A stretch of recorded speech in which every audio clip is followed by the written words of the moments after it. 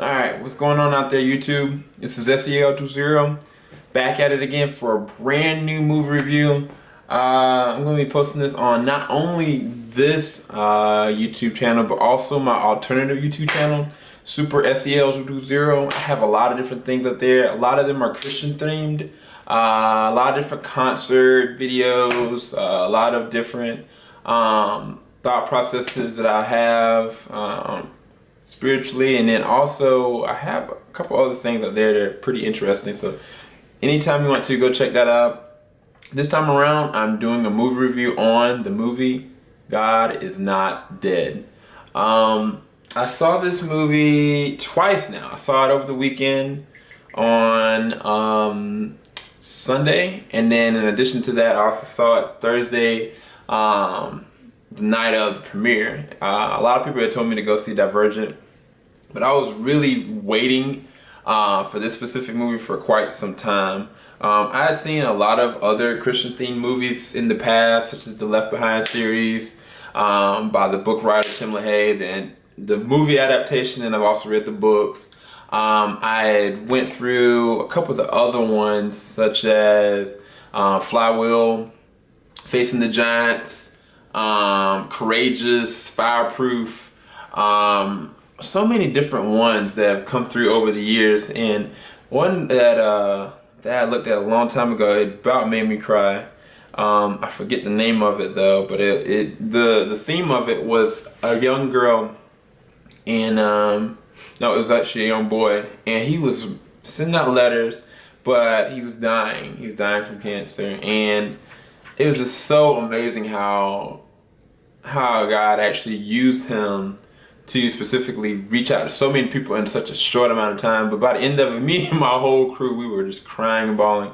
This one is not necessarily like that. This one is the most realistic Christian themed movie that I think I've seen in quite some time.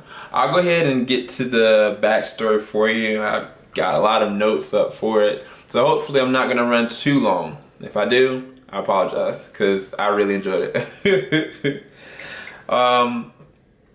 God's Not Dead stars a couple different actors that you would probably know, such as Kevin Sorbo.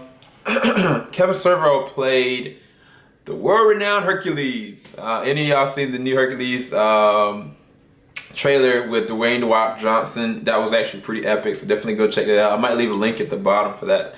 Maybe not. Anyway, Kevin Sorbo. You have Shane Harper. Shane Harper is the actual main star of the movie. Josh Wheaton. And then you also have a couple others, such as Dean Cain, who played Superman in the older movies, or not the older movies, but the older TV show Lois and Clark. You got Willie Robertson. He plays in, of course, Duck Dynasties. Carrie Rogerson as well, his wife in real life. Who else was it? I know there was one other person, but the main one that I knew of was back from the Revelation movies. David A.R. White. He's awesome. He's awesome. He plays the pastor of the movie. Kevin Sorbo's character plays the professor that is a hot mess. But to give you a brief synopsis of the movie, you got a college student, Josh Wheaton. College student Josh Wheaton's faith is challenged by a philosophy professor who believes God does not exist. It's true. Going on how I normally do reviews, I normally go through how the process of how it looked as far as the scope and cinematography, the dissections of the actual character, and then of course into the story. So I'll go ahead and not spoil anything. I'll just go clear cut. Off the gate, when I first looked at the movie, I thought the movie, cinematically wise, I thought it kind of looked like something I've seen before, you know, as far as like the theme, the college environment, the cut. Now, some beautiful shots, but then some of them kind of look really kind of dry as far as like how it looked when they kind of going through like the campus and stuff like that. But as it opened up to the core of the soundtrack, with every single scene that was with it, it felt so awesomely themed. Even characters that to me, were not so spiritual, were not so influential. They honestly had their own kind of, like, each song that they were playing when they were dealing with things, whoever they were, it felt sort of spiritually themed, which I really appreciated. I felt like even the subtle scenes when things were getting really hard, or somebody was crying, or something was happening, the shots were on point. They weren't perfect. They weren't like these wide range. There was no need for CG in this movie. It was just a clear-cut emotional kind of thing that would happen, and how they shot it, and with the theme of the music, it was perfect. I couldn't ask for any more. So when I first started, I thought, oh man, it's gonna be one of those kind of cheesy things. But then it turned out so much better than I even thought it could have been. The cinematography was great as far as the long stretch of it. The music, I honestly would love to go find the music all over again. Of course, you got the Newsboys that made I don't know if this is the first time in a movie or not, but they made a really good, amazing appearance towards the end of the movie. And of course, the song that they sing, God's Not Dead, is one of the most amazing songs anyway. And of course, the theme and the name of the movie. But I definitely would have to give the scope and the look and the feel of the movie. It was very welcoming, accepting. After the movie was over with, to be quite honest with you, both times I had people talking to me about the movie, or about what they thought of it, or how well they thought it was very well put together. And I think that had a lot to do with the directing and the people that were behind it. I think it was what was it, Harold? Yeah, Harold Kronk. He was the one that actually directed it. He's done a couple other movies that were Christian themed, but this one, he did a very good job with it. I couldn't see any real faults with it, be honest with you. As far as the way he actually shot everything, as far as the scripting, as far as the story, it was just really well woven. So going into the characters, Josh Wheaton, the character, just putting myself in the situation. I'm a college student, going to a college environment. I have never been into a college environment, but I just know I need to get my class. Now, most students, that's not going to be their ultimate major, but they're going to try to do everything they can to stick to it, stick at it, you know, unless something unfortunate happens, such as temptation, which that happens to any of us.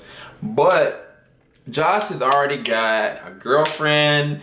He's got his life put together. He wants to be a law major. He just needs to get into a philosophy class. So he goes, he talks to somebody.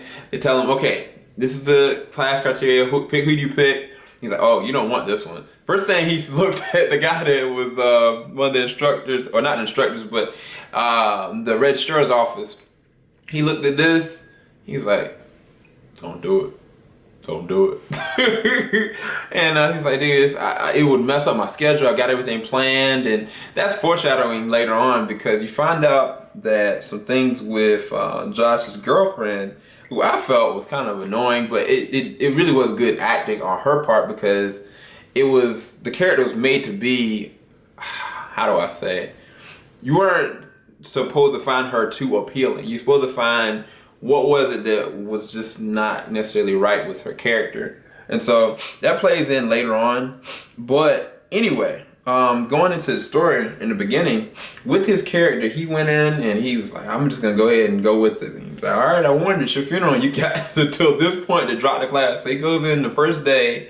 Philosophy teacher, Kevin Sorbo's character, he talks about he talks about his perspective on creation and how we're going to be going into the school year. He goes through all these different influential people, and he says that each one of these people are atheists. They have no belief or understanding or comprehension or need for omnipotent God. And he doesn't believe that either. And so he said, well, instead of us going through all this hoopla, which normally is the hardest part of this class, that takes 30% of your grade, I'm going to give you an option. So that we do not go through all this and that about a supposed God that does not exist and his supposed son that does not exist, then I need you to write down on a piece of paper that God is dead. Now, he's very interesting, because that's foreshadowing too, but I can't spoil why. But he said, well, even though, like, for God to be dead and that means he exists. This is just kind of exemplifying it, you know, so that we just are self-aware, you know, basically in a sense renouncing God, renouncing the existence of a God, which is very dangerous. If anybody like me that's God-fearing, that has a love for God, that has an understanding of a higher power, but at the same time, every breath that we have to breathe is because of the fact that we were given life. You don't mess with stuff like that. So this man goes and tells these 80 some odd students to do this, and they start writing on the paper. Guys there. Get to my man. He's looking, he's thinking. It's good acting. I think that Sean Harper, when he was going through it and he was looking at it, he's like, man, can't do it. And that's what I would kind of be, you know. You don't want to fail, but you don't want to put yourself in a situation, but at the end of the day, you got to make a decision. So he tells the professor, he's like, I'm sorry, I can't do what you asked. Just like you see in the trailers. Boy, it's very interesting to see, because at first the professor's like, oh, you sure? Like, you know it's going to put you this. You can commit technically academic suicide by even trying to defy the professor. He's like, I'm a Christian. It's not what I believe in, which is very strong, which is very precise, very on point. And he said, well, the only way that I'm going to accept this is you have to explain the antithesis of God not being dead, but he's technically alive. And by that, you'd have to convince us or convince me. And he said, you're biased. Like, I can't go off that. So he's like, I want all of them to be the judge. And so from there, it's just monumentally epic, because you've got all these different storylines going on. You got a pastor that's a great pastor that is trying to get out and get on his own to start doing more missional stuff as an African-American character. I forgot his name. He's such a good actor. What is his name? I forgot the actor's name. Benjamin Ocheng. That's what it was. He plays Reverend Jude. But that's who the pastor is trying to connect with.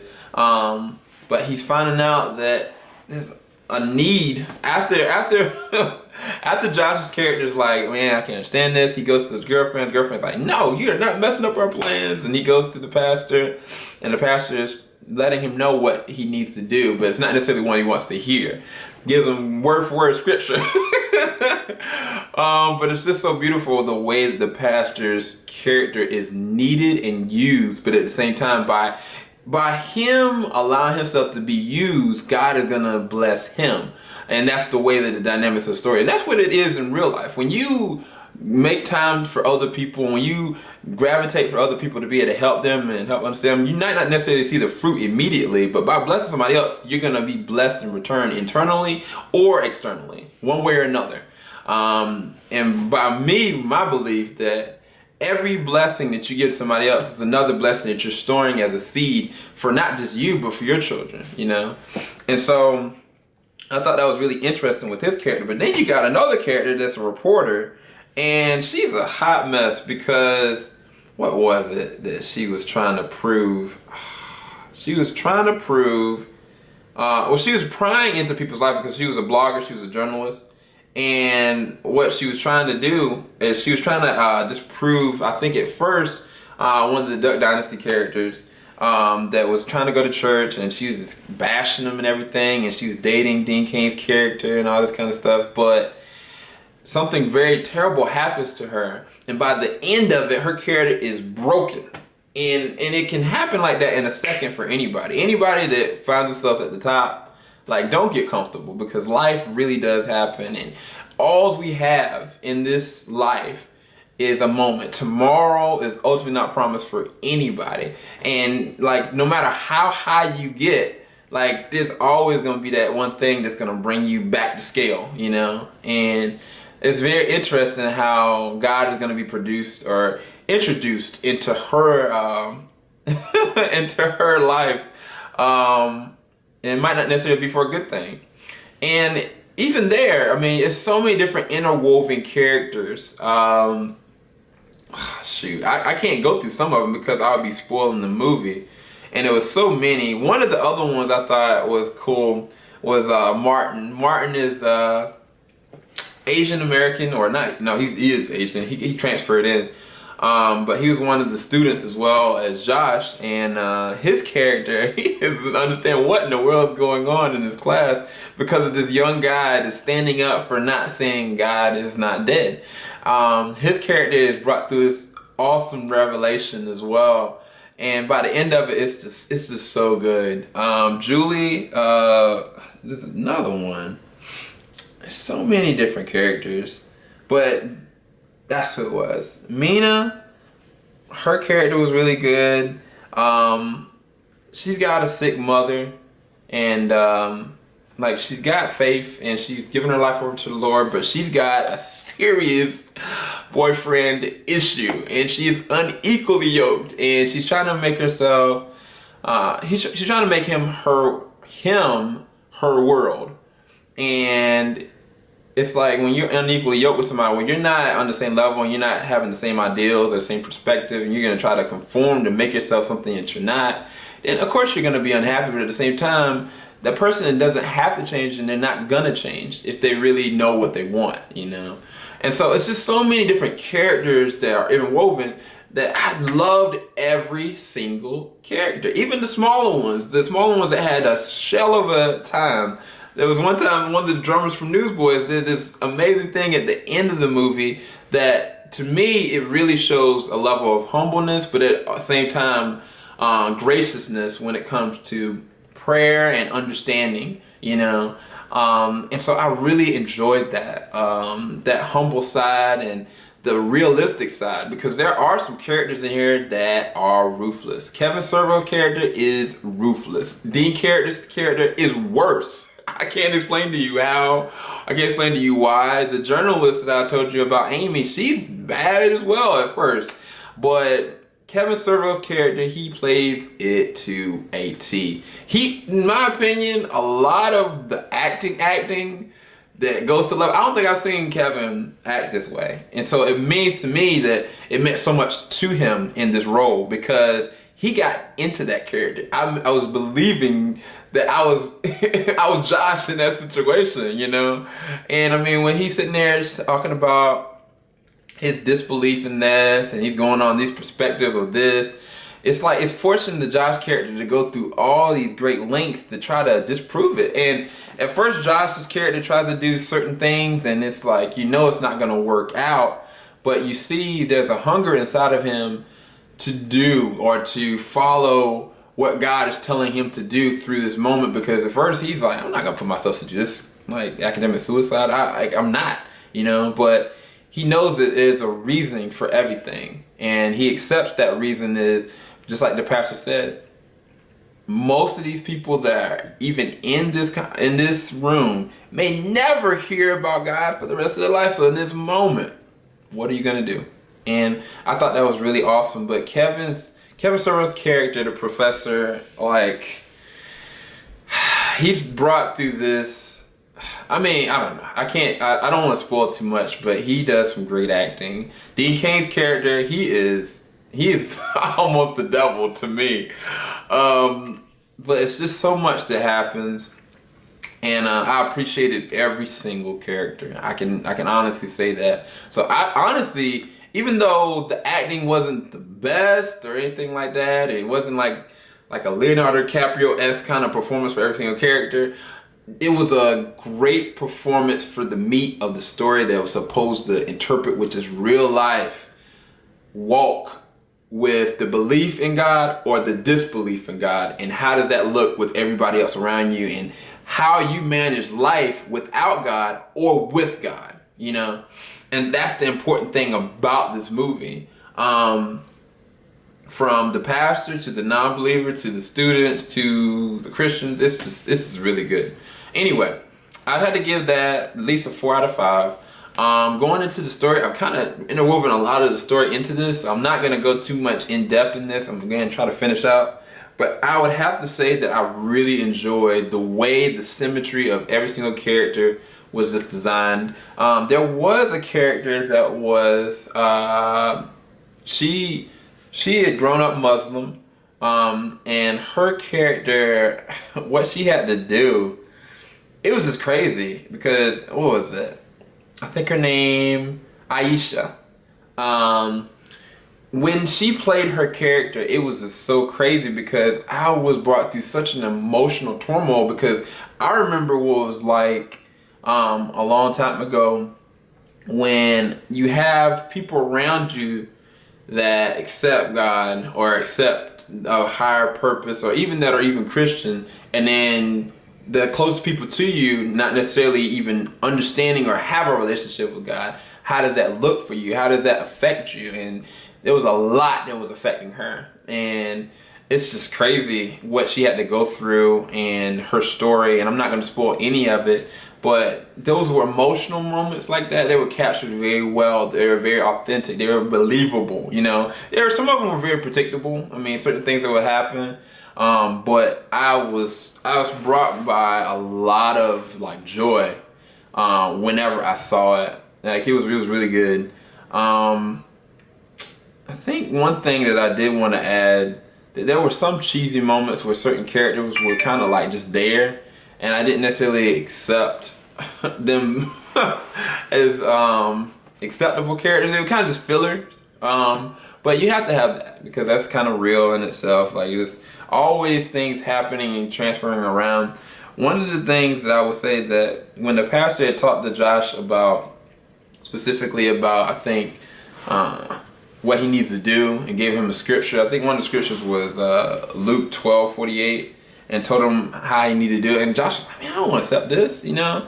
That could happen, you know. Those are believable things that could happen. You have to go back and read the word for yourself and internalize it for yourself. What you need to do, what do you need to do? Can you stand up? Like, do you go off with a spirit of fear, or do you know in your heart that God's not giving you a spirit of fear, but power, love, sound mind? You have the greater one around you and in you. You know, like these things are hard to process for Josh, and then at the same time for Kevin Sorbo's character, the professor, he believes the total opposite. Like he believes in universal theory. He believes in a universe that was self-contained and created by itself. You know, I mean, he can't believe.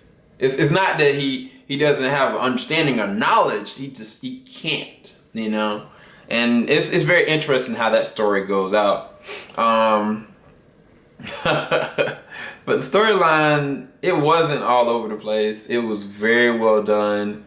The thing that I noticed about this movie was that they didn't go into a lot of detail of the backstory of every single character. I mean, there was stuff I didn't know about Amy's character, stuff I didn't know about even Josh's character. But those small tidbits were not important to the meat of the story, because if they had lingered on those, it would have been just like any other movie. But because they went and told a different perspective of what was happening in the moment, how this boy got here, not in all the backstory between like his parents and how he became a Christian, you know, they taught on the meat parts, you know, and like when he was like going to the pastor, or when you have to pray, or when you have to go and meet. And I thought that was very well done, because that leaves lines for an intricate story to be continued later, you know. And I'm not saying that this is built up for a sequel, but kind of in a sense it is by the way the directing is, because they didn't put everything into the craft. They allowed it to progress naturally, so you can get an understanding who these characters are, how they're being affected. And not every single person has a happy ending at all, and that's very real on a Christian level. Like a lot of times when people come to God or get saved, life gets even harder, because in a sense they're kind of put as a target, you know, not just for outwardly like people, but things tend to happen, you know. And so because of that, I mean, you get put in these situations, but when you're at your worst, when you get tested the most, that's the opportunity for your faith to grow, for opportunity for things even greater to happen in you. And what doesn't kill you, of course, is going to make you stronger. But yeah, one of the things that I think that made Josh do what he did, which I feel so awesome about, and I think he even said it. He said when he was talking to Martin at one point, he said, I don't want anybody to get talked out of believing in the God that I call a friend just because a professor tells him to. So in that sentence, he's saying that just because this person believes in this or believes in that, you know, that's fine. They have free will, just like I have free will. But because a professor's telling them that this is the truth, they model what they see and that they believe based on a person, you know. And so he's like, if I count God as a friend, then I would want to defend him. I wouldn't want, if he was right here in the flesh and blood, then I would want to defend my friend. That's what I know. And I wouldn't want anybody talked out of it just because, you know, and that shows that he's got a level of respect, of humbleness, and there's a lot of situations where a lot of the Christians in this movie are tested and they don't act out. Like they act out on faith and humbleness, and that's so pure and that's so good. It's such a good message. So many different other ones, it's just so many different other films are just all over the place to a degree, but this one was one of my favorites. I really enjoyed it. But yeah, I'm trying to think of anything else that I could go over. If you want to know any more about my thoughts about this movie, I will go back over it a little bit later on. Leave your likes at the bottom. If you disliked it, please let me know. Leave your comments at the bottom. But if you want me to go back over any more, like a spoiler-filled review, or if you want me to go specifically on the different Bible verses or in depth of anything that you would need, even if you want any prayers, I'll send out some. Definitely, I'll pray up. I'll pray you up. I'll put you on the prayer request list I have, and I really highly enjoyed this movie. If you're a Christian, if you're not a Christian, whatever, I know for a fact that you will get something from this movie on an intellectual level, but also on like a realistic level of a movie just standpoint. It was just a good show. It was a good movie. I really enjoyed it. It really blessed me. I saw it twice. I would honestly go and see it again. Tomorrow I'm going to be going to the movie theaters. I'm going to be seeing Noah. I think over the weekend I'm going to be seeing, I think, another movie. But yeah, it was awesome. Again, this is Super SEL 020 and SEL 0220 signing out. Hope you enjoy the movie. Go check out God Is Not Dead. Later, y'all. God bless.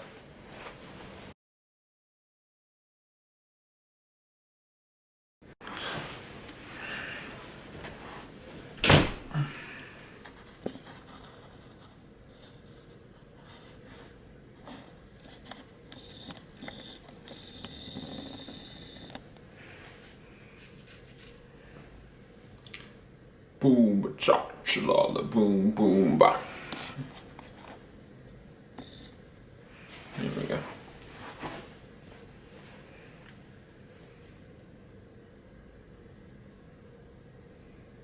What I feel like. All right.